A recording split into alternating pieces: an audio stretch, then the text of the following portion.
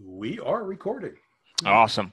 Well, guys, for those of you that came in early, you probably got the chance to meet both John and Laura. Both John and Laura, two folks who have been helping writers create great books for 30 years, right? They're the owners of Children's Book Insider and Writing Blueprints, and they're dedicated to creating innovative tools that empower writers to change the world with their words, right? As a matter of fact, I just spoke to someone maybe about a half hour ago who's part of our program. And ironically, he said that that's his mission. His mission is to bring positivity through the use of words. And that's pretty much what Laura and John are going to show you. They're going to show you how to take your craft and be able to get better with it. So today you're about to discover their latest tool, and you'll learn how to revise and rewrite at the highest level possible. So with that said, John, Laura, the show is yours. Great, thank you very much. And what a good note to start on, because absolutely, that's what the power that you have is really to change people's lives, or even just to provide wonderful entertainment for people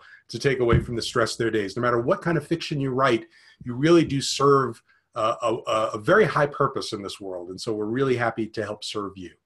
So again, my name is John Bard, and along with my wife and partner, Laura Backus, we have been serving writers for a long, long time.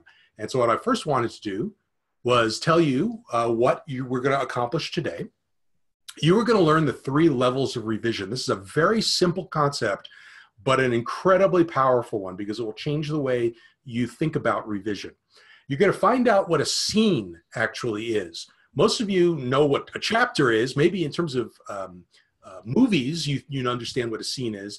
But understanding what a scene is in the context of fiction is a career-changing concept, and you're going to get that tonight or today. You're going to have the opportunity to match your revision skills against Manuscript Magic. Hopefully, you've had the opportunity to download the practice manuscript we sent you. And of course, we asked you simply to look at that and circle what you found that was wrong with it, that you could identify, that you could say, okay, here's a run-on sentence, here's passive tense, or what have you. Not just, boy, this doesn't sound right, but things you can actually identify. And then we're going to match your skills against Manuscript Magic. So that's coming a little bit later. And yes, you will discover the ultimate revision tool, a tool that's going to just make you very, very happy and make your writing life much more confident. And that's coming a little bit later. But first, let me tell you just briefly about us. We've been doing this for 28 years, and there you are looking at us 20 or so years apart, 28 years apart. By the way, those pictures were taken at a place called Pat O'Brien's on Bourbon Street in New Orleans. And we are in those pictures enjoying their famous hurricanes, which is why I do not remember either of these pictures being taken. But there's photographic evidence that we were there.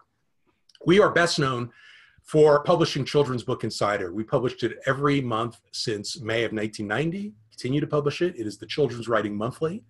And we've helped thousands of children's writers and people who write for teens become successful. We're also the co-founders of the Picture Book Summit online conference, and we are the creators of Writing Blueprints, which is a really brand new and innovative way to write a book, and we can talk about that some other time. Again, we're best known in the children's writing world, but we are now moving far beyond that, and we're really looking to help writers across the gamut. And this webinar today, no matter what kind of fiction you write, you're in the right place. I guarantee it. This covers all types of fiction, whether it is a picture book or a 900-page Russian novel, if you're choosing to write that. I want to talk about revision. So let me just give you some of my favorite quotes. Here's Nabokov, that I've rewritten often several times, every word I've ever published. My pencils outlast their erasers. Here's what Capote had to say. I'm all for the scissors. I believe more in the scissors than I do in the pencil. And Roald Dahl said, good writing is essentially rewriting. I am positive of this. So revision is incredibly important. Any great book you've ever read is great because it was revised and rewritten in a fashion that was great. That is what creates great literature. It's incredibly important. It is absolutely what separates wannabes from professionals. It's what separates bad books from great books. You know that. I'm not telling you anything you don't know, but it is scary and it is difficult, and here's why. It requires expertise you don't have. it's possible to write a good first draft even as a beginner if you have a natural flow for or a skill for language and kind of a good use of words. You could write a pretty decent first draft. The skills you need to understand about the core of writing to be able to revise takes years to learn, and chances are you don't have that. So as a result, until today, you really had two choices when it came to successfully revising your work. You've created a draft, you like it, you know it's not where it needs to be. What do you do? Okay, there's two things you could have done. Attend the School of Hard Knocks. This is the most attended school in writing. People line up to get into the School of Hard Knocks. What does that mean? Years of rejection, spending thousands of dollars going to conferences, buying books, taking courses, just building a wall of rejection letters, right? I've never understood why people do that. I don't know why you want to stare your rejection in the face every day, but that's the School of Hard Knocks mentality, which is like, I need to beat myself to death before I can finally become good enough or worthy enough to revise my own work. That's insane, but that's what people have done. Now, the shortcut is to pay someone to edit and revise for you. Laura has made a nice living doing this. She's done this for thousands and thousands of writers. And it's great to have someone of Laura's skill look at your manuscript and help you fix it. Now, here's the problem. There are a couple of problems with it. First of all, it's really expensive. To hire someone like Laura, she doesn't work for minimum wage. It's very expensive. Secondly, it only gets you one manuscript at a time. You've done that, you send it off to Laura, and you pay her a big chunk of money, and she sends it back with her revisions, and you have a decent second draft. Well, what do you do next? The next time you write a book, you bring out the checkbook, you pull out the credit card again, and you're back to square one. Also, and this is really just an important thing for you to know, there is no licensing for editors or critiquers. Anyone can say that they're a critiquer. There are all kinds of people out there who have no idea what they're doing, who are taking money to edit and critique manuscripts. So be careful about that. Today, you're going to discover a new way. It'll save you thousands of dollars. It'll change your writing life forever. And it will allow you to begin revising at an incredibly high level today. What you're going to learn, and you're going to see this in action as Laura teaches you today, is that we have basically turned the revision process into three simple steps: check up, diagnose, and fix.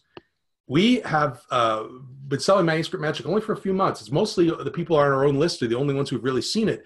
And they're starting to give us feedback about not only how effective it is, but it's actually fun for them, because it sort of turns revision into a Where's Waldo kind of thing. So they're really actually enjoying the process. One other point I want to make, just going back to some of the choices you have about revision. I know that there is a desire for a push button solution. I wish there was. I wish there was a software or a site that you pushed a button, went and had a cup of coffee, and came back and had a wonderful second draft.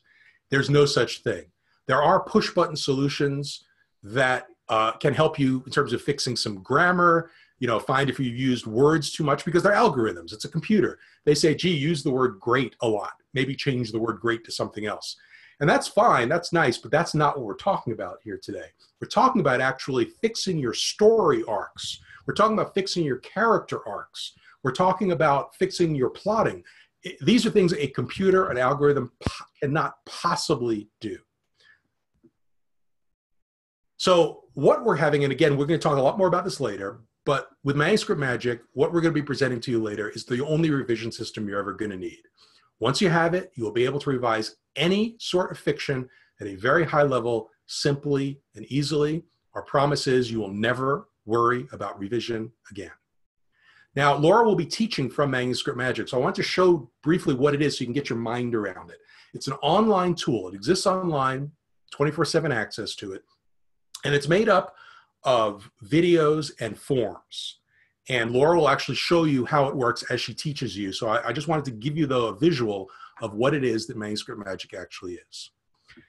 The last word I'll give is to Emma Dryden. Emma Dryden is a legendary editor, publishing consultant. She's a former vice president and publisher at Atheneum Books, part of Simon & Schuster. She's as big as it gets. And we sent a copy of Manuscript Magic to Emma to get her opinion on it. She sent us back a one-line email that I'll never forget. And this was it. What a gift this is to writers. So with that in mind, I just wanted to lay that for you. I'd like now to introduce you to my wife, my business partner, one of the smartest people in the writing world, Laura Backus.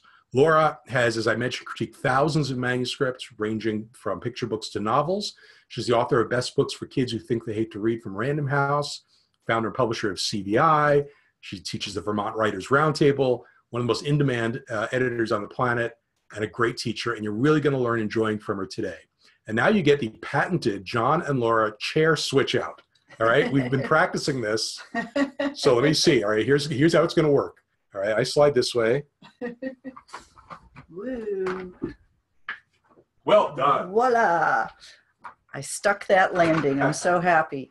Okay. So hello, everyone. So glad you're here with us today. Thanks for taking some time out of your day. So I'm going to talk to you a little bit about revision here. And from my experience working with so many writers over the years, most writers, they create that first draft and then they kind of look at their manuscript like it's this big lump of clay and they have to revise it, but they don't know where to start. And they're looking at the whole thing at once and it's overwhelming. So most start at page 1 and they kind of go through page by page and they work on it until they get to the end and they think they're done. That is not an effective way to revise. And if any of you have tried that and then taken your revision to your critique group, they're probably going to give you comments like there's still problems with it. And there are things that you either missed or couldn't see because of the method you were using with your revisions. So one important thing to realize when you're approaching the revision process is there are actually 3 steps to revision. And you need to do these steps in the right order or you're not being effective. So, I'm always bad. Whoop. Okay, I'm sorry, I am messing up here on the slides.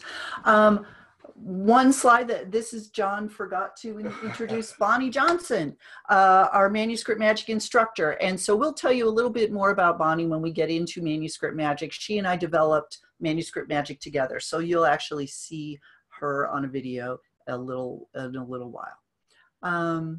So 3 levels of revision. Step 1, level 1 is story. So the story level, you're looking at big picture elements of your book. You're looking at the plot and character arcs, the things that start at page 1 and go all the way through your story. You're looking at theme and how that ties in with your plot. You're looking at the characters' main story conflict and how they change and how they grow and what they learn through the entire book. You're looking at where your book begins and where it ends. These are some of your story level elements that you're going to be looking at during the revision process. You can't revise on the story level until you've finished a complete first draft. And the reason I bring this up is because I often get questions from writers saying, can I revise as I write? You know, it's so tempting. You're writing on a computer and it's so tempting to go back and just polish up those words as you're going. And then you get to the end and you think you've revised. No, you can't do that because you need to look at the big picture first. That's the first thing you need to do. And you can't look at the story level edits until you have a whole story. Your second level is scene level. Now, scenes are the building blocks of your plot. And once you know that the foundation of your story is solid, that those big issues are taken care of, then you can turn your attention to the individual scenes and determine if each one is doing what it's supposed to do to move your story forward. Now, you can't revise on the scene level until you've finished your story level revisions. And the reason is you may be, when you're revising on the story level, you may be deleting some scenes. You may be moving things around. And if you've already spent time revising those scenes, you're actually doing double work. And we never want to do that.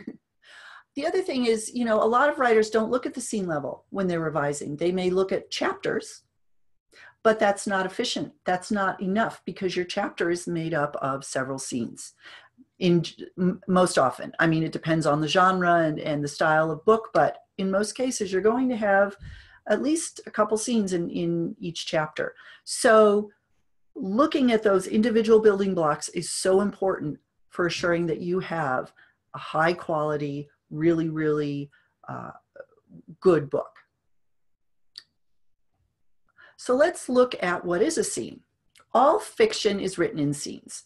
A picture book for kids may consist of several scenes, often with scenes changing at the page turns. So those of you who aren't children's book writers, picture books are those illustrated books that are read out loud to kids, usually under the age of 6. Sometimes you can have one scene that spans the entire story in a picture book. A classic example of that would be the picture book Goodnight Moon, which a lot of you might be familiar with.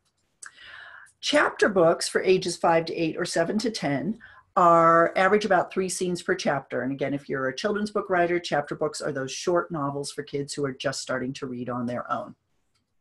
Middle grade and young adult books average 3 to 5 scenes per chapter, but that depends a lot on genre and plot. And adult fiction, again, can be a little longer, maybe up to 7 scenes per chapter, but it varies with genre. Those of you who write fantasy, science fiction, even mystery, you might have several plot threads going at a time in each chapter with subplots. And so you might have more scenes.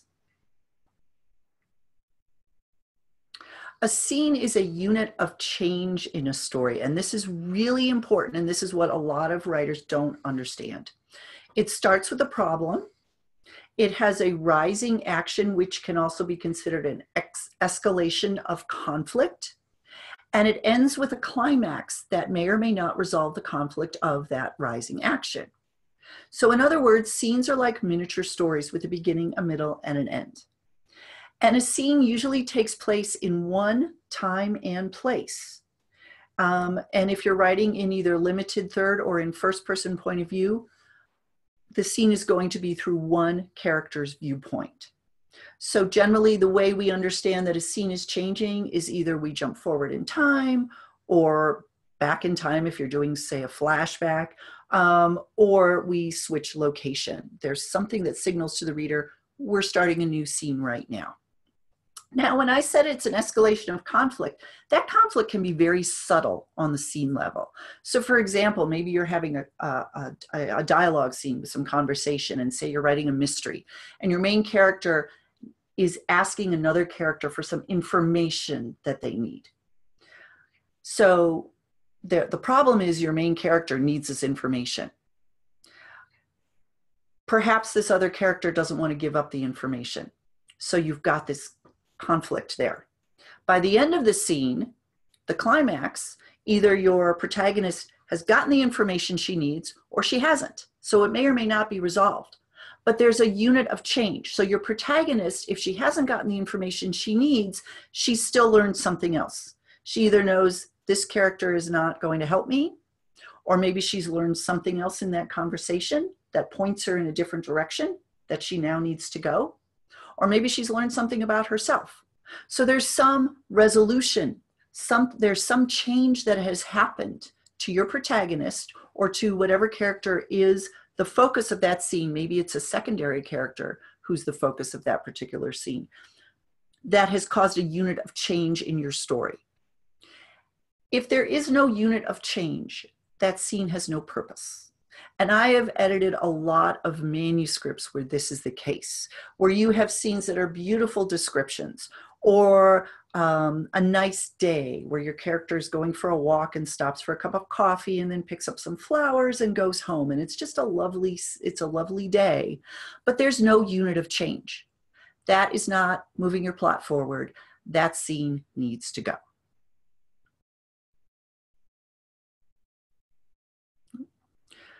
Third level, sentence. The sentence level, when you're revising on the sentence level, you are polishing the individual sentences in each scene. You're not substantially altering the meaning of those sentences, but you're making them better. So you're eliminating extra words, you're strengthening your verbs, you're making sure that your pronouns all make sense, taking out unnecessary dialogue tags, etc. Those kinds of things. And that's also where you check for grammar and spelling errors and that kind of thing. You cannot revise on the sentence level until you've finished your scene level revisions. Well, you can, but you're wasting your time because you are probably going to end up revising material that you're going to end up cutting or drastically altering. And so then you're going to have to revise it again. So, you know, I said earlier, doing these revisions in the right order is very important. And one of the reasons it's so important is because it's most efficient to do them in this order. And none of us want to spend more time revising than we have to. So I'm going to read you 2 drafts of the opening chapters of what could be either a young adult or a adult novel. And then I'm going to ask you some questions about it. So let me read this out loud, and then I'll read you the second version of this same excerpt here. Miranda heard tapping on her bedroom window. It woke her up.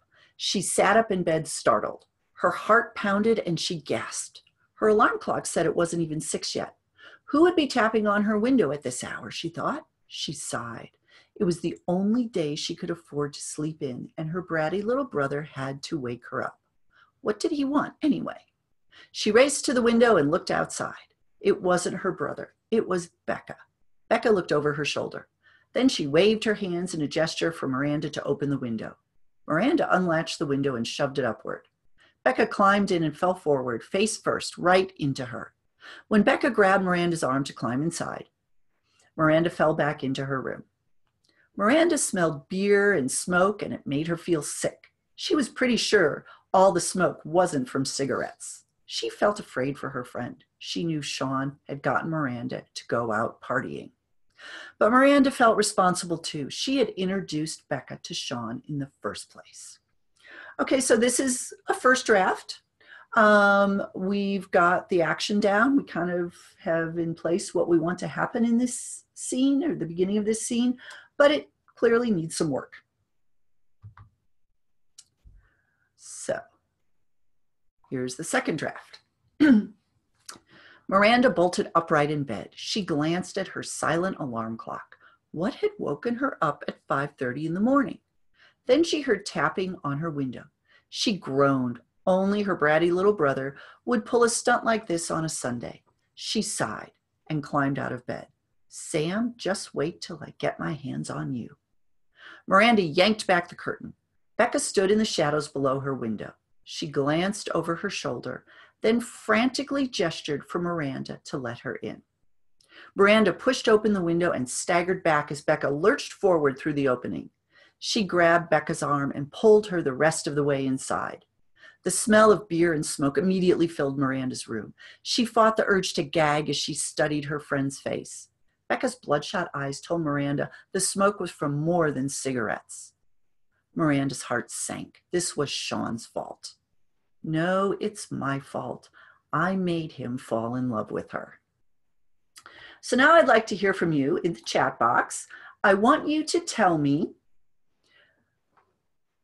if what happened between the first and second draft was story level edits, scene level edits, sentence level edits, or all three. So give me your opinion there in the chat box.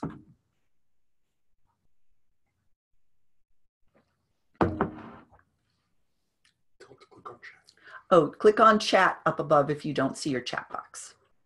Okay, great. We got scene level and sentence level, story level, all three.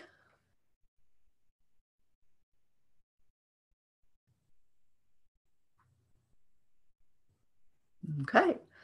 Looks like a lot of you are thinking it's all three. Sentence level, we get from Linda. Scene and sentence. Okay. So, sentence level from Bob. Sentence.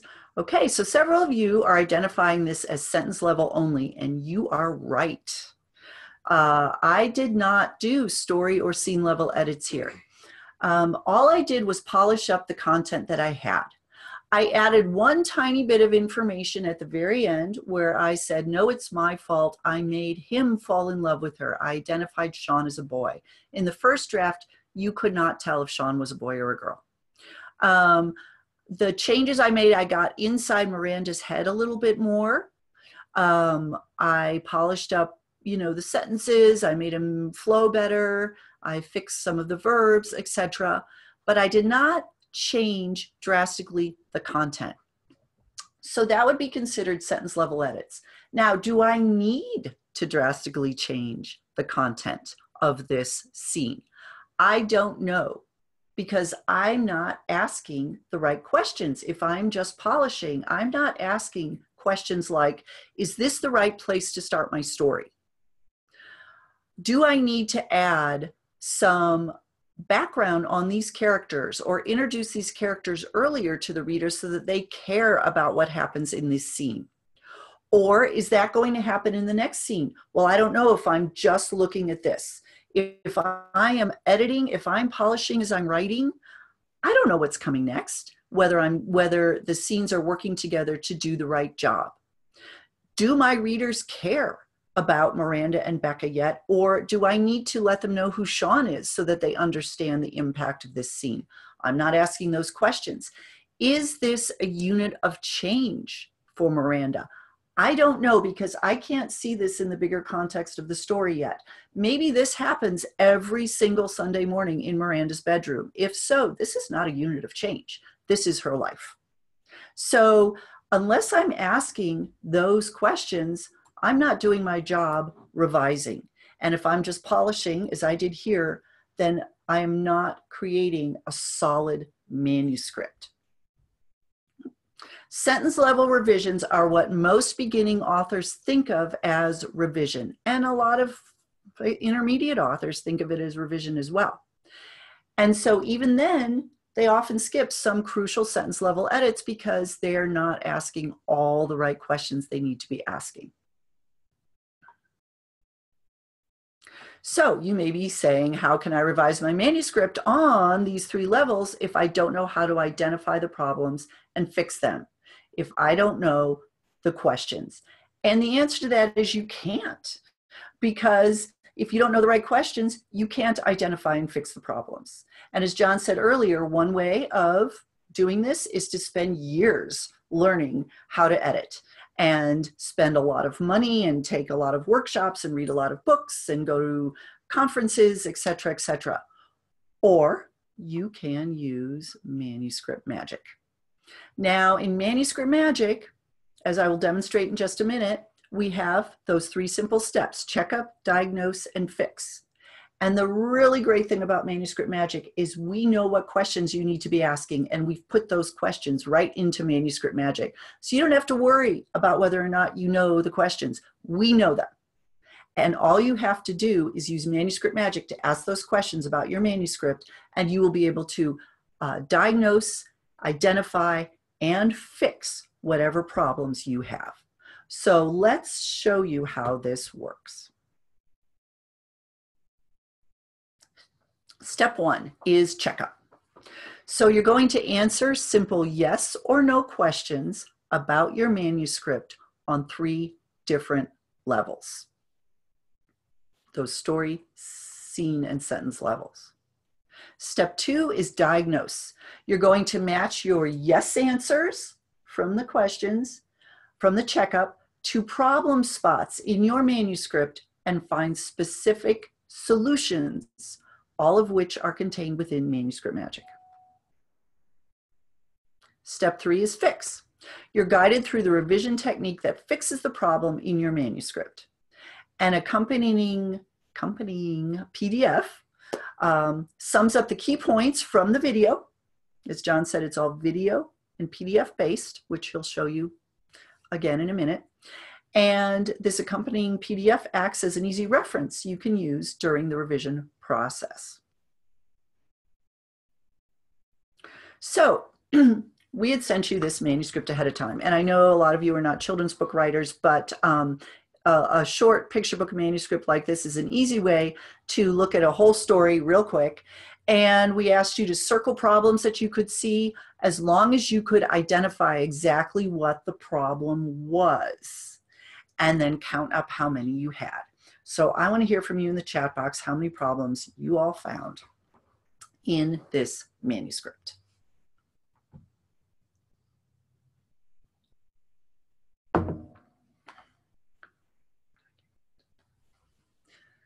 Okay, I know you found some problems. Take a wild guess.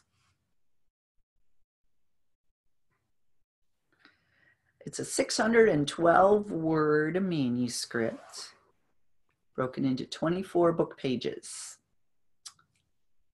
Did anybody get the opportunity to actually look at the It's possible. It's quite possible. I know you guys are busy. Yes. If you didn't get the opportunity, that's okay. Just let me know. We'll move on. I'm not going to torture you here. All right. Well, when you get the opportunity later to look at it. Well, I will tell you. How about this? We will tell you. Yeah, we've done this a few times. Okay. No worries, guys. You get it. Show them in a minute. You get an excuse, but we've done this in the past with a lot of folks, and the average number of problems that people are able to identify, it ranges between 6 and 8. That is usually the number that they come back with, 6, 7, or 8. Yeah. That they were able to identify in this manuscript. Which is actually a good effort because, again, 612 words to identify 6, 8, even 10 problems in that short manuscript, you're doing pretty good. Actually, and you'll all have this so you can read it later and test yourself. There are 23 problems in this short manuscript. And this is actually pretty typical of a first draft. Now, the colors of the pens don't mean anything. That's just a way to differentiate the different problems. But there were 23 problems in this manuscript. So when you get a chance to read it yourself, see if you can pick out 23 different problems. And by the way, this is having run this manuscript through Manuscript Magic. Manuscript Magic to identify 23 different problems. So let's look at one of these and see how this works. So the opening 3 pages of this picture book go like this. The thing Jake hated most was bedtime. Mother and father never believed him when he told them about the monster in his closet. Every night, a strange creaking would wake Jake up. His room was pitch dark, like it always was. He heard another creak. It sounded like his closet door. Jake was really scared. Okay, so I may have written this draft and I'm like, I know this opening has problems. It doesn't feel like it's as strong as it could be, but I don't know how to fix it. So let's look at how we would fix this, just as opening with Manuscript Magic. So first we're going to look at the story level checkup questionnaire inside Manuscript Magic. This is a fillable form that you can fill in right on the computer, or you can print it out and fill it in by hand. And what we do is we ask you a series of questions about your story as a whole. And in this particular checkup, as I was looking at these first 3 pages, I answered yes to question 3. Does the opening of your story explain who the main character is or what her personality traits are? Or explain the story world to the reader in detail? Yes, I did that. So I checked yes on that particular answer. So what I'm going to do is show you how we fix just this one story level problem. Step 2, we go to the diagnosing PDF that is inside Manuscript Magic for the story level problems. And you can see for question 3, the diagnosis, if I answered yes, was you may have bogged down your first scenes with too much exposition. And the solution is solution 31, fix for info dumps and heavy-handed exposition to find ways of introducing your readers to your story world without slowing the story down. Now, inside Manuscript Magic, we have 52 different solutions to problems that may show up in your manuscript, and they are numbered 1 through 52. So it's very easy for you to find them, to find the proper video within the program and watch the video. So that would be your next step. So I watched the video for solution 31, fix for info dumps and heavy-handed exposition, and I realized that page 1 is all heavy-handed exposition. Now, if you don't know what exposition is, it is explained in the video. Page 2 is heavy-handed exposition and also has an awkward transition to the present action. And page 3 is action in the present.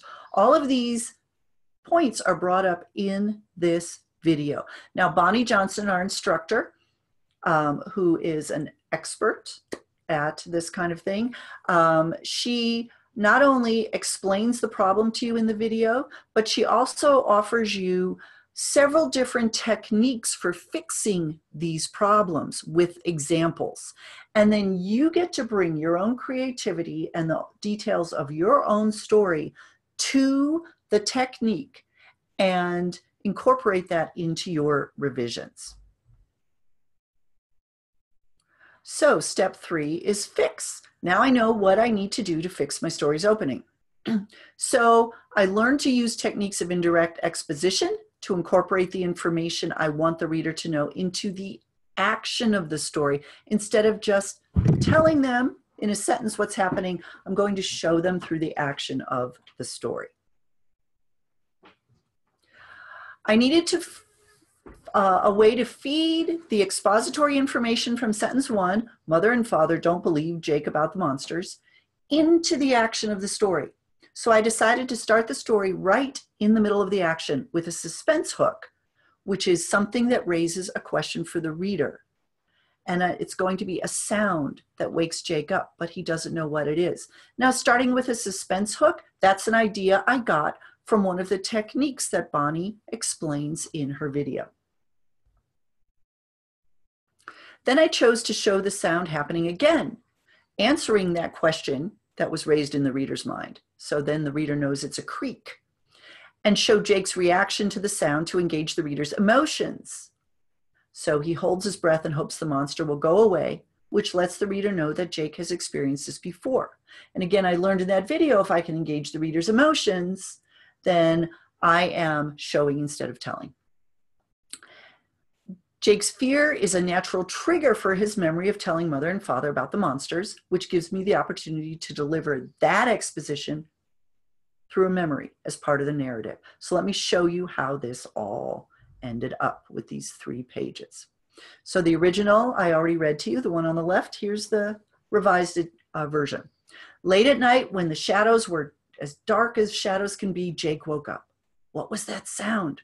Creak. There it was again. The same creak his closet door made when Jake opened it every morning to get ready for school. Jake held his breath and tried not to move. If it didn't see him, the monster would go away. Mother and father had told him that he had dreamed the monsters in his closet, but Jake knew better. The monsters always hid when mother and father were around.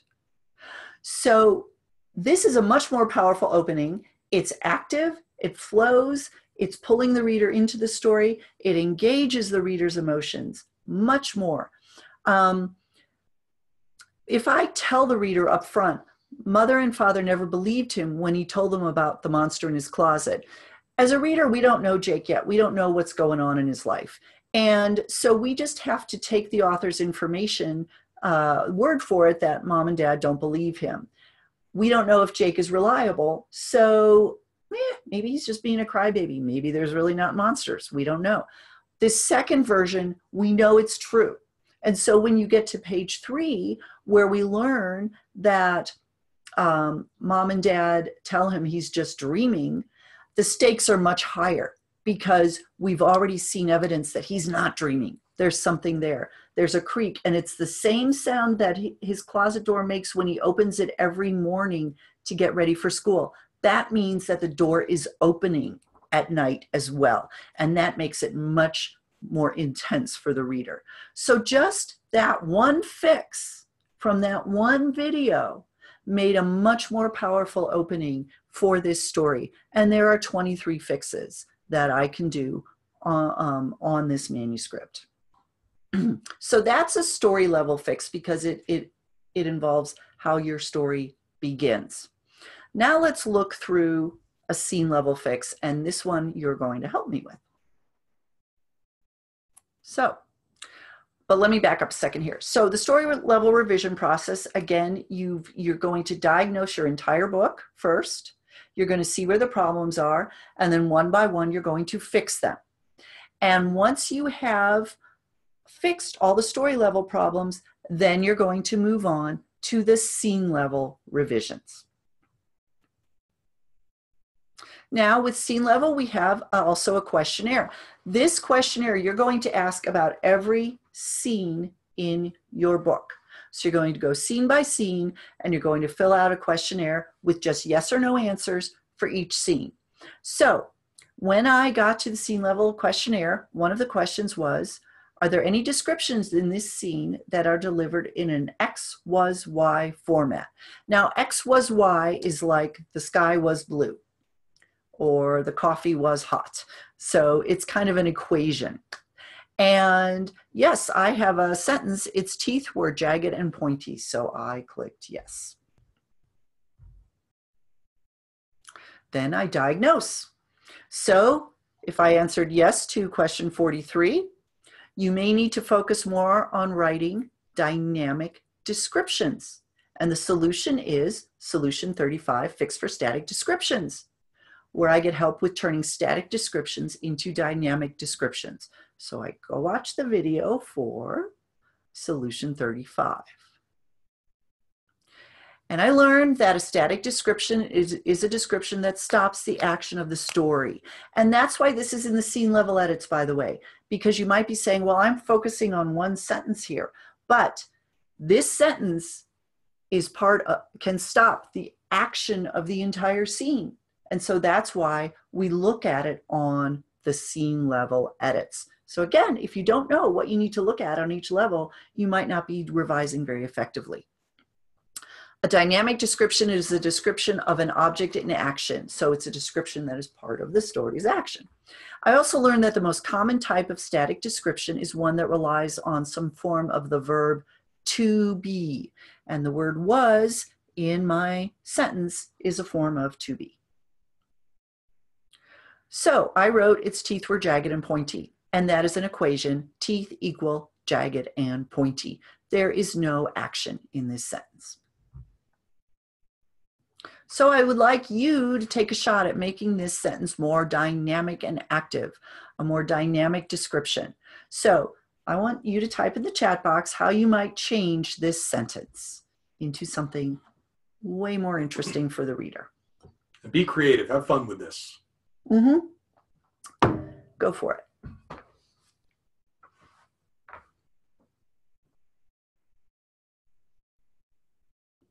There are no wrong answers. Someone needs to be brave and be the first one.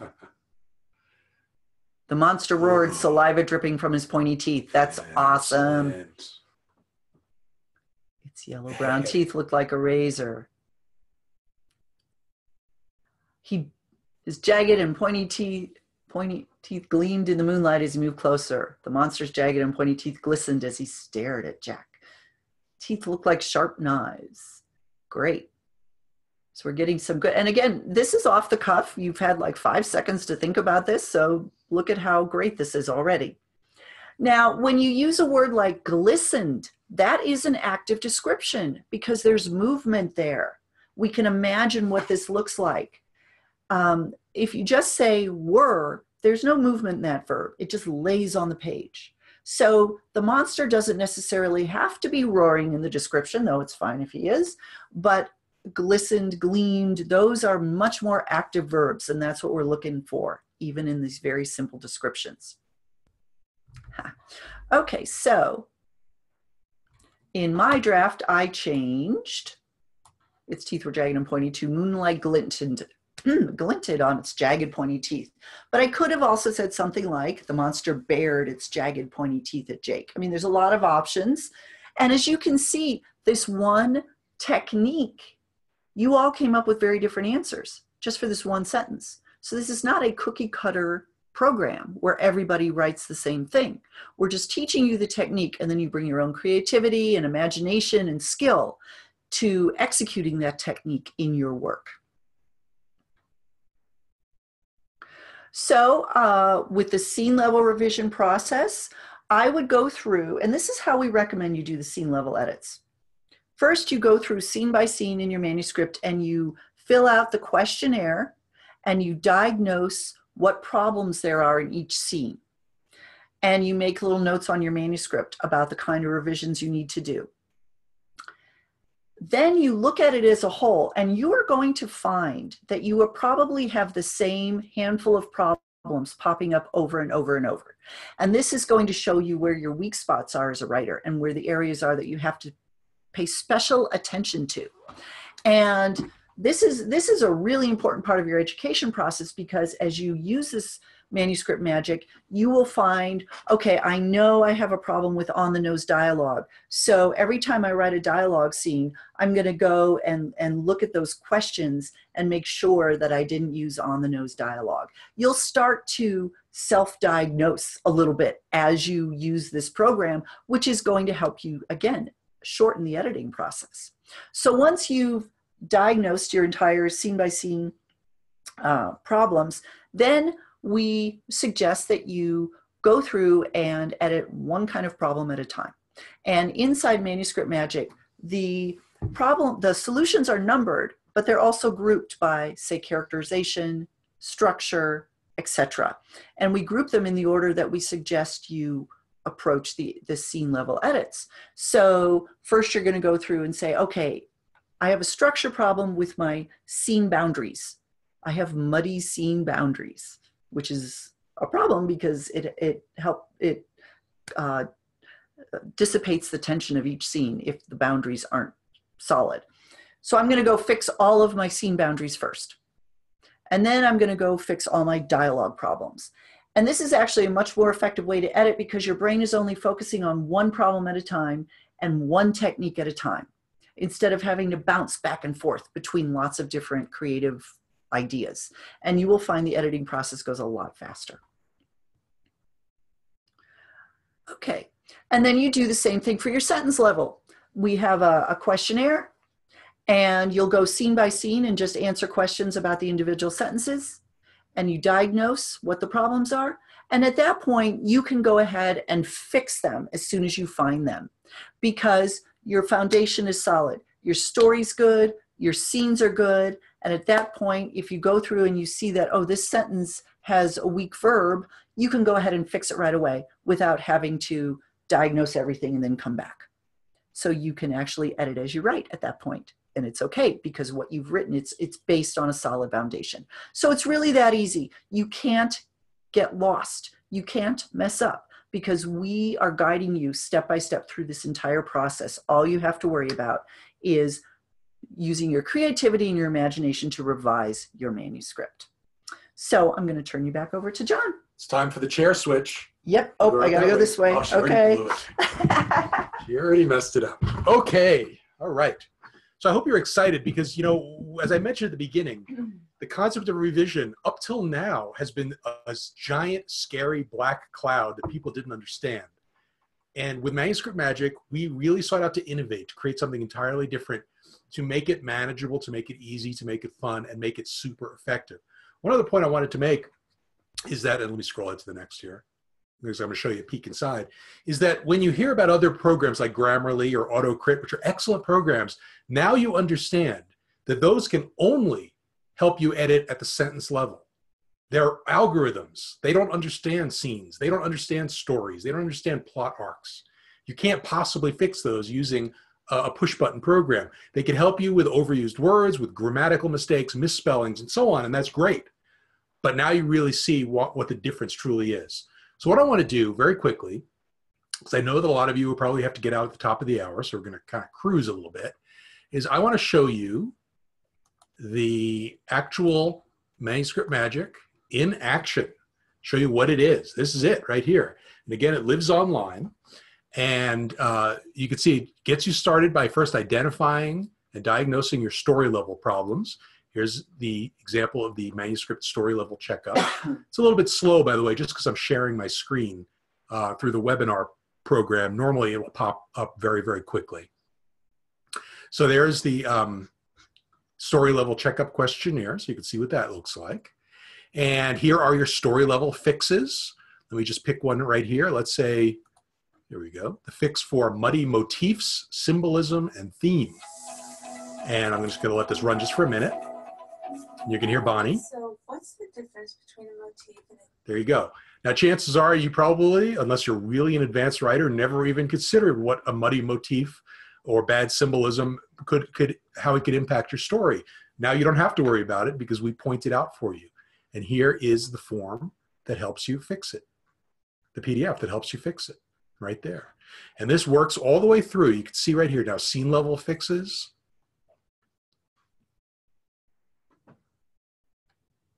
Sentence level problems, identifying, and here are all the fixes.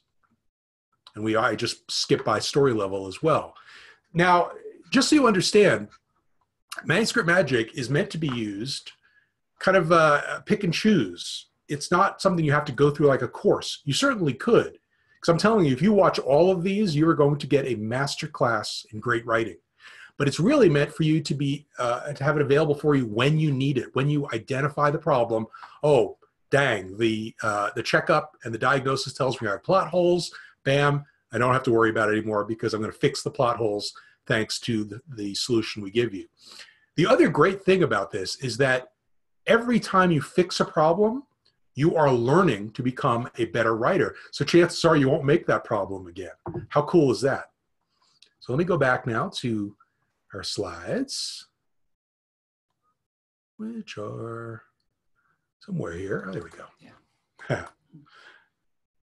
So in essence, what's going to happen with Manuscript Magic? You will take total control over your writing life. You will revise at a higher level than you could possibly imagine. And there's relief. You don't have to stay up at night worrying about how do I fix this problem? Who do I find to help me fix it? How much money is it going to cost me? You get relief because you know you will be able to fix it because you will have Bonnie and Laura available for you 24/7.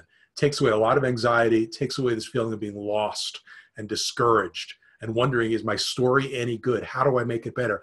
You can forget about all of that. You now have a lifetime companion on your writing journey. So you're really free to express yourself completely. And as I said earlier, your writing and revision skills will improve every time you use it. This isn't just something that will fix a manuscript like a critiquer. This is something that makes you a better writer. So let me answer a couple of questions because I know you probably have these, so I want to answer them before you ask them. Does this only work on certain kind of fiction? No, this works on every kind of fiction. There are laws to fiction, and that's what this is built around. This even, by the way, can work on narrative nonfiction, which follows a lot of the same rules as fiction. If you're brand new to writing, this absolutely will help you revise at an incredibly high level the minute you start using it. It is perfect for beginners. There's nothing else to learn. There are no other courses to take. There's no other conferences to attend. You just start working right now. Our slogan is that we bulldoze the learning curve. For everything we do, that's the core concept of what we do, and we absolutely have done that here. If you're very experienced, you're going to love Manuscript Magic because it's going to introduce you to really fine-tuning concepts that you're not aware of. And you're going to be able to make these fixes very, very quickly because of your skill that you already have. Does revising take a long time? Again, this is not a push-button program. You don't just push it, go have a cup of coffee, and come back and have a wonderful manuscript. There's work involved. But because it's directed work, because you don't have to go searching the web for answers, because you don't have to go out and read other books, it actually will make revising a manuscript at a high level much, much faster. There's no software to install. Everything's online. You can download the PDFs so you can print them off and use them however you like. Put them in a binder if you'd like. That's fine too, but there's nothing else to install. And the last question is sort of interesting. Does this replace getting an outside critique? Well, yes, it certainly can. But if you are someone who still wants to invest in hiring someone like Laura, think about this. The vast majority of manuscripts that someone like Laura gets are filled with basic errors at the story, scene, and sentence level. Basic stuff. And you're paying her basically to fix those problems for you. If you could fix those problems yourself before sending your manuscript to someone like Laura, now you're getting the best of her. Now you're getting her helping you at an incredibly high level because she's not going back there to fix unnecessary characters or bad descriptions and so on. She's now brainstorming with you at a really, really high level. So yes, you can get an outside critique, but you're going to get so much more for your money because you aren't asking them to fix the problems you yourself now can fix. This, my friends, is Otis the Webinar Dog. Otis the Webinar Dog shows up at every one of our webinars at a certain point to ask a single question. Who's excited to learn more about Manuscript Magic? Who's excited now to feel that they can take control of their own writing life and revise at a really high level and write great, great fiction? Otis wants to know, don't let Otis down. Type in the chat box if you are excited about what you're seeing so far and want to know more. Herb is. Lisa is. Yes, Otis, says CJ. Yeah, Otis, he's a very simple dog. He just wants to know that people are excited. And you guys are. So you're making Otis happy. Doesn't he look happy? So let me just tell you some of the things that we shared this with some really top people in the writing world and what they had to say. And again, I'm not going to read these all for you, but you could see, again, these are best-selling authors, people who've written tons of manuscripts. And they were blown away by this because no one's ever done this before. And so you have someone like Bailey Cates, who's a best-selling author. Hello, Polished Manuscript. I highly recommend this tool. Manuscript Magic really lives up to its name, Jane Choate. These are top people. Linda Armswhite is a Christopher Award-winning author. And here she is, that helps you get out of the literary jungle. John Hamer, it's simply awesome. You owe it to yourself. Britt Malka, this should be in every fiction writer's possession. So clearly, this is something that's turned people on. Jim is asking if it's possible to pause while he can go to the bathroom. Jim, sorry, I wish I could. But this is being recorded. We are having a replay so you can catch up on anything you might have missed when the replay's up tomorrow. So what does it cost to get a critiquer? If you want to hire Laura, you could spend $400 up to $2,000 or even more depending on the length of the manuscript. You'd still have to go back and make the fixes. She's not going to fix it for you. She's going to circle your manuscript and say, this is bad, here's a problem, and so on. And you're still back to square one on your next manuscript. The Manuscript Magic, you get lifetime access. You will use it on every fiction manuscript you create from this moment on. All updates are included. There's nothing else to buy. This is it. And it is available for you whenever you need it. Manuscript Magic, the regular price, is just $197, which is a pretty good bargain, I think. And that's the regular price. That's not what you're paying today. Manuscript Magic for you guys, because you're ties people. Actually, I'm not telling you yet. Let me tell you what the bonuses are, because it's a whole bundle. So Emma Dryden, who we mentioned before, this is the former publisher of Athenaeum Books. She was so impressed by what we did, she wanted to sit down and do a full video session. And this is an exclusive session where she actually gives her own specific advice about the revision process. You get the full video session as a bonus. You get a full course from Bonnie, our instructor, how to work with feedback, because you're going to be sharing Manuscript Magic with people in your critique group and writing group and so on. And those folks are going to be also giving you feedback. What do I do with it? How do I incorporate that? How do I make it work with Manuscript Magic? A full course is included on that. If you're interested in writing picture books, and I know a lot of people love the idea of writing picture books, are intimidated by it, this will show you how to use Manuscript Magic specifically, get a full course, how to use Manuscript Magic specifically to edit in the picture book genre.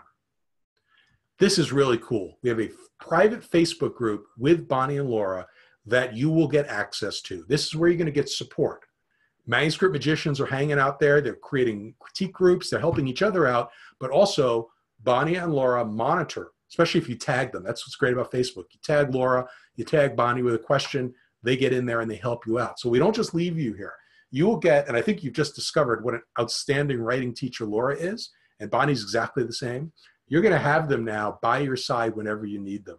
That is incredibly powerful, and that's worth a whole lot. I can't even put a number on it, but you now get that as part of Manuscript Magic, the special bundle, the VIP bundle we've put together for Ties folks. And just as an aside here, Bonnie herself, we didn't show you her slide. She has written a lot of genre fiction, sci-fi, fantasy, etc. So she's an excellent expert if you are writing genre romance fiction yourself as well. And romance. Yep. Yeah. We have a full webinar called the 3 Levels of Revision that takes what Laura spoke about in truncated form today and expands it in a much more intensive discussion. That is included. You will have lifetime access to that webinar so you can truly understand the 3 levels of revision, because that is the breakthrough concept here. That's what changes everything, understanding the 3 levels. You'll also get discounts to all our other writing blueprints. Again, some other time we can tell you, but go take a look for yourself at writing blueprints. It's pretty dramatic what we've done there to allow you to write a book step by step. Now, we have a fast action bonus for those of you who join us today. And also we're setting aside a certain number every day for the folks who are watching on replay. So unless you see a note below the replay saying fast action bonus is not available, you will get this. But we do have a limited number of these because what it is will be a live Ask Us Anything session with Bonnie and with Laura. We're probably going to be doing that in May. So you will have the opportunity to pick their brains for as long as you need to. They'll stay on for as long as you need. It's going to be live, and there will be a recording of it. But because it is a live event, it is limited in terms of how many people we can allow. And that's why we guarantee if you get it today, if you get the Manuscript Magic today, you will get guaranteed access. Again, if you're watching on the replay, if it says, sorry, all sold out, sorry. But if it doesn't, because we're setting aside a certain number each day, then you will also get the fast action bonus, the Ask Us Anything. The VIP bundle is worth well over $800. Today, because it's ties, folks, and we're going to leave this open through Monday, the Manuscript Magic bundle costs just $167. That's for everything. That is lifetime access, the full bonus bundle, everything. And also access to the Facebook group, so you get ongoing support from Bonnie and Laura, the fast action bonus, the Ask Us Anything. It's all there, $167. You never have to pay again for it, and you will get all the updates as they're made included in this cost. And you can use this over and over and over again. You can use this to help other folks in your writing and critique groups critique their manuscripts and make their manuscripts better. You're going to be the most popular person in your writing circle when you're able to bring this to the table. We have a 30-day money-back guarantee. If you try it and you said, you know what, for whatever reason, I'm not happy about it, no problem. Don't even have to tell us why. Just email and say, it's not for me. Cool, no problem. So in a minute, I'm going to give you the link, but I want to show you how it's going to work. So I'm going to walk you through the ordering process very, very quickly. So when they click the link, you're going to see this. And you're going to see this little green button that says Get Access Now. And you can see instead of $197 for you guys, it's $167. You're going to click on that, and you're going to be brought to this screen. Now, some of you may be part of our Writing Blueprint site. If that's the case, when you enter your email address in this box, it's going to say, hey, welcome back. And the reason why you want to order using your previous address, your previous email address, is because if you have any of our Writing Blueprints or any of our tools, you want Manuscript Magic to show up among those. You don't have to have different logins. Chances are, because you're new to us, that won't be a problem. So you just go ahead and type in your name, your email address, and you choose whether to pay with credit card or PayPal. And by the way, with PayPal, you may not know, there's an opportunity to put it on credit so you can spread it out over 6 months. That's not us. PayPal gives you that. And then click Purchase Lifetime Access. Again, if you're already a Blueprinter, the bundle will be added to your current, where it says My Courses. But if you're new, on the next screen, you're going to have the opportunity to choose a password. And that's it. Manuscript Magic and all your bonuses will be there whenever you log in to writingblueprints.com. Just click on the item you want, and voila, you get working right today. You'll be able to do this afternoon. You're going to start revising at this incredibly high level. Who is ready for the link? I'm going to torture you one last time here. This is where I get my satisfaction.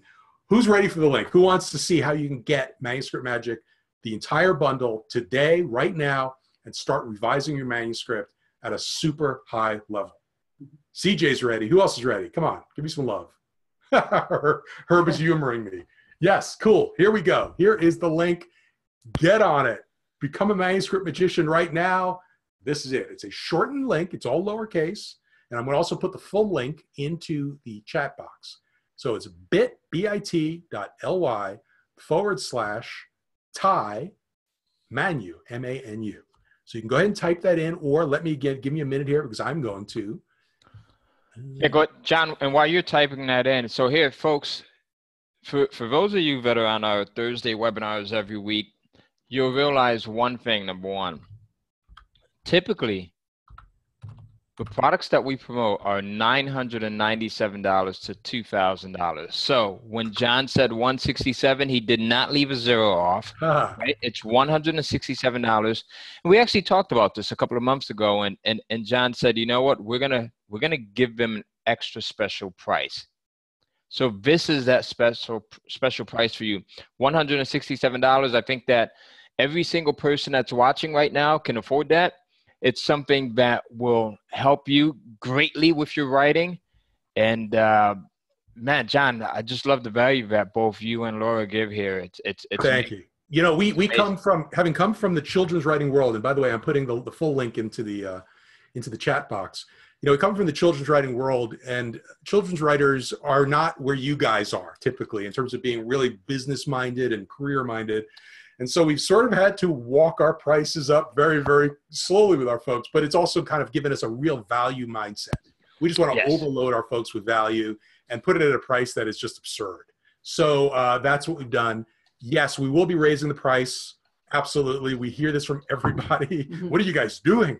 But, you know, we like giving tremendous value and throwing in all kinds of bonuses. And again, the lifetime access, you know, you never have to pay us another dime again. We have other great products we'd love to sell you. But in terms of this is all you will ever need. So go ahead and get in there. Come back into the chat and let us know when you're in. We'd love to welcome you in, and also put aside the fast action bonus, Ask Me Anything for you. Absolutely. While we're doing that. And I think, just John, really quickly, just the value of the Facebook group alone, right? Being able to get access to Laura and, you know, everyone else that's in there and to be around like-minded individuals is worth, I would pay $200 for that alone.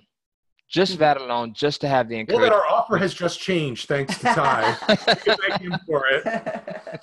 But thank you. You're absolutely right. Yeah. And we love doing it. We love interacting with writers and helping them out. And you can see how Laura is just, you know, tremendously gifted at that. And so is Bonnie. Yeah. So right now, what we're happy to do is take some questions. We could take questions about Manuscript Magic. Laura could take questions about what she taught today in terms of the revision process. You have an opportunity to pick the brain of somebody who's really at the top of the writing world. So go ahead and type into the chat box any questions that you might have. I think we also might have some folks who use the Q&A.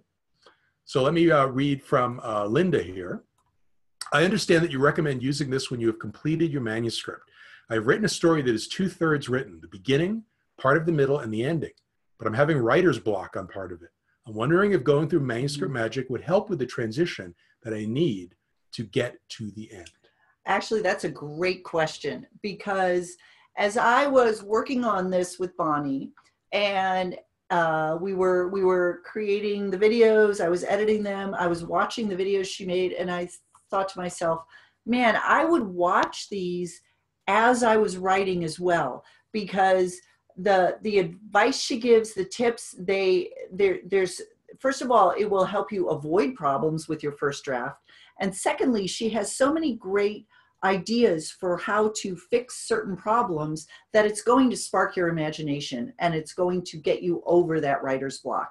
So yes, I think if you are, especially, you know, you're stuck in the middle, there are specific videos on middles. Watch them, and it might give you some great ideas on how to get over this hump that you're in. And then go back, and when you're done, you want to fill out those questionnaires, and you might have to rewatch some videos to fix some problems you have. But absolutely, this, I think, would be a great tool for writer's block. By the way, here is something that we believe in, and we're a little out there on this. We believe writer's block is a myth. Writer's block doesn't exist. It is a bogus condition. What it actually is simply not knowing what to do next. Right. That's all it is. And our writing blueprints, for example, are built around that entire concept.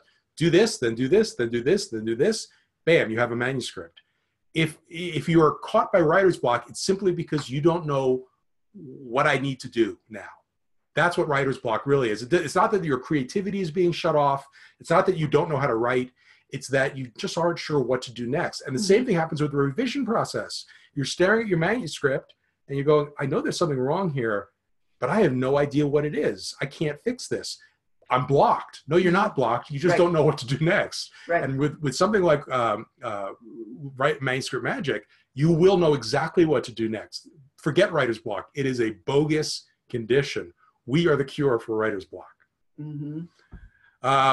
As you plan the updates, will you be seeking enhancement ideas from Manuscript Magic owners? Absolutely. Absolutely. And that's one of the great values of the Facebook page for us. We get feedback from users. So if there are specific problems you're having with your manuscript that you felt weren't fully addressed in Manuscript Magic, Bonnie and I would be more than happy to create extra solutions around those. So yes, and then those would just automatically be loaded into Manuscript Magic, and you will have automatic access to them. Steven says he is unblocked. We've cured his writer's block because he just enrolled in Manuscript Yay, Magic. see, That's right. how easy was that? You know, look, here's the thing with everything that we sell, because we've been doing this for so long. There's so much nonsense that you've been taught as writers. There's so much gobbledygook. There's so much mystical garbage that's thrown at you that makes it seem like it's so hard. Like you need to go to some mountain on Tibet to learn how to write a book and revise it. And it's such nonsense. We really took an effort to say, how can we innovate? How do we simplify it? How do we put the power in people's hands to write and revise without the gurus, without all this just touchy-feely nonsense? It's just silly. You can do this yourself now because of what we're providing to you. And that's our belief. And if you get to know us more, and we'd love for you to get to know us more, you're going to see that's in everything we do, whether it's marketing or writing a book or anything. It's like, forget the nonsense. Forget all this stuff. Just forget writer's block. Forget it. Just do it. We're going to give you the skills. We're going to tell you what to do next. And we're going to be here for you to help you out. So, you know, if there's anything else that we leave you with today, that's it. And what I know is because you guys follow Ty, you're probably all nodding your heads because that's exactly what he's about. It's like, just do it. Just here's what to do. A, B, C, D. Now you go do it. And then pick up again. That's what building a writing career really is about. So we're excited to share that with you. Herb said, I signed up. I look forward to creating great books. And I look forward to seeing them, Herb. Thank you. How do you input your manuscript into the Manuscript Magic program? Well, you don't actually input your manuscript. You are going to have your manuscript probably printed out next to you. And the first thing that we have you do actually is create a scene-by-scene outline of your manuscript. And this sounds a lot worse than it actually is.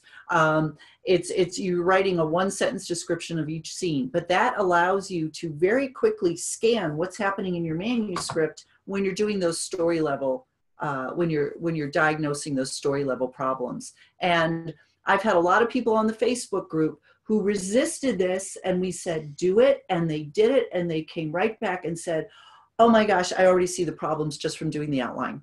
So it's a very important step. And then when you answer the questions and you figure out what the problems are, you're going to be making notes right on your manuscript. This scene needs, you know, I have on the nose dialogue, this scene, you know, et cetera, et cetera. Make notes to yourself, and then you'll be doing the revisions on your copy of the manuscript on your computer, most likely. So you're not actually inputting it into the program. Those of you, by the way, who are watching on replay, again, Monday is the deadline. It all goes away. Then the price goes back up. Stuff out of the bundle goes away. No fast action bonus. So, you know, this is the time to really take advantage of this. And again, it's lifetime. You can use it over and over. You can use it for any kind of fiction. So if you want to experiment and write in a genre that you aren't currently writing in, like you want to write a middle grade book, or you want to write erotica, or whatever it might be, you have some confidence now because you know, regardless of what you're writing in, you'll be able to fix it yourself. Right. So that's, you know, that's exactly what we're all about, is trying to take away your sleepless nights and focus purely on being creative. And then on, of course, getting marketing and selling your books and not worrying about all this other stuff. We give you the power to take care of it yourself. Joyce asked if there's a browser preference. We are, it's actually built on a very robust platform called Teachable, which works on Android, it works on the Mac iOS, it works on Mac computers, PCs, any browser. We've tested it on lots of different browsers. We've never had a problem with it. The only issue where there's sometimes a problem with people who use older versions of Safari, because it has problems with video, playing video. But if you update, that should be fine. But no, otherwise it works on every kind of browser. CJ has purchased. Welcome, CJ. Herb asked, do you recommend identifying all problems and then fixing? On the scene and story level. So first you'd identify all your story level problems. You would make those revisions before you move on, because often you'll revise a story level problem and it'll end up fixing some scene level issues. So you do those story level edits first, then you diagnose your scene level problems. Once they're all identified, then you go through and fix them. And we recommend batching them by type of revision. So all dialogue, all structure, etc., in each pass. And then you go through and you would identify your sentence level fixes and identify and fix those. And, you know, understanding the concept of story, scene, and sentence by itself can really help you become a great reviser, because most people don't understand that. Most people look at a manuscript and go, okay, there's something wrong here. That might be a problem. They don't think in those terms. So one of the things that we'd love for you to do is when you go to your writing groups, when you talk to other writers, even just share that with them. You'll really be doing them a great kindness in talking to them about understanding the fact that you don't just revise a manuscript as one big chunk. You do it on the story level, on the scene level, and then on the sentence level, because giving that structure to people helps them really understand. It takes away this just big cloud of confusion and understand exactly how to revise. And then, of course, when they ask, well, how do I do that? You can give them the link to Manuscript Magic, and they're going to pay more than you did. So there you know, go. how smart you are. You'll be the smart one. Again, we're happy to stick around for a few more minutes. If you have any other questions, let me put the link one more time into the chat box for those of you live. Those of you who are watching on video, the link will be right below the video. So do you guys have any other questions for us? We're happy to answer them. Otherwise, we are certainly also happy to let you go about your day. We certainly thank you for listening to us and participating and writing those great sentences about spooky, scary, gleaming, saliva dripping teeth. Absolutely. So one last thing, folks, before we hang up here, John. I know usually what happens when we have a webinar like this is there's people who are at work, people who need to consult their significant, their husband, their wife, their business partner. And what happens is we get phone calls, we get chat messages, we get emails saying, hey, Ty, can you send us the link again? So folks, what I want you to do is I want you to take a screenshot or jot down the link so that you have it. And then later on today, if you have the opportunity to go in, make sure you purchase. We have a few people that are in already. You don't want to miss out on this. John and Laura are fantastic, as you can tell by their attitude and their knowledge of this, right? So these are the folks that you want to be around, as well as the many individuals that they have in their Facebook group. So again, I personally, if I didn't know John and Laura, would pay $200 just to be part of this group after listening to a webinar like this. So there you go. Hey, this is good stuff. I'm glad to have been able to bring you guys on. And I know you guys have a ton of products, right? So we've got to do this for something else as well. Folks, would you like to see John and Laura come back and talk about some of their other products? Give us a big yes in the questions box here if that's something that you'd like to see down the line. I will say this, our writing blueprints will blow your mind. That's all I'm saying. You like this? Wait till you see some of those. But that's for, yes, absolutely. We'd love to come back and have another day and spend more time with your folks. Awesome. We've seen some yeses there, and that's great. The yeses Stephen wants to know if he has to write with an American accent because he's a Londoner. Mate, you're good to go. You're good to go. You write as you wish. You like London. Awesome. Have a bloody good time, Stephen. That's right. And by the way, we will absolutely, I'm just looking at some other questions here. We will absolutely honor, for anybody else who orders today, before the replay goes up, you will get the fast action bonus. Absolutely. Oh, John, did you have a limit on that? If you did, I just totally ignored that. I blew that out the water, did I? Just now. Well, no, there's absolutely today. We will absolutely honor that. Okay. And then what we'll do is we'll see how many we have left and sort of sprinkle them out through the replays. Okay. So can we do this? Can we do midnight Pacific time? If they get in today by midnight Pacific, I'm putting the pressure on them, guys, live on camera. Look at that. All right. So if you get in midnight Pacific time, and that's it, that's the cutoff. Don't contact support. Don't dial us. Don't hit our chat lines. But that's it. So get in. Sure. If I were you, if you're anything like me and you have family, you have children, you have other activities, other obligations, and as soon as you make a commitment, you end up forgetting. If I were you, I would do it right now, and then that way you're in. You're locked in, you get all of the bonuses, and you don't have to deal with any of the other stuff. Absolutely. So, one last question here from Sherry. What's the best order to proceed through the items in the bundle? Obviously, you can do this however you like, but I would say just get right into Manuscript Magic. Yeah, you know, and probably what will happen is you'll be partway through and you'll say, "Ooh, I wonder what Emma Dryden has to say about revision now that I'm into the revision process." So go watch that video, that interview I did with her, and then come back. There's really no specific order you have to go through it. One of the first things I would do is click on in when you see it in your bundle there, the Facebook page, and there's a link there where you'll be brought to the Facebook group, and then you just ask to join. It's a moderated group. So go ahead and do that. That would be the first thing I would do. And then you'll be part of the group. You can go in there and immediately start making friends, start asking questions and hanging out. And that way, if you have any questions as you're going through Manuscript Magic, you can ask them right there. Be sure to tag either myself or Bonnie so we see your questions. And the group is growing, and there's a lot of really great people who will jump in and give you advice as well, because they've already gone through Manuscript Magic. We call them Manuscript Magicians, and you will be joining their ranks. So nice. That's awesome. Yeah, so I think that's probably about it. And thank you guys so much for spending a part of your day with us. We really, really appreciate that. We know that it's valuable, and we hope we've given you great value and that you've learned a lot today, and we've introduced you to something that's going to, you know, really change your writing life forever. So it was our honor to be part of that. Thank you, Ty, for putting your people into our hands today. That's right. Thank you. Absolutely. Absolutely. Thanks, folks. And welcome aboard to everyone that's on. We'll have a good one. We'll see you later on. Bye-bye. Bye.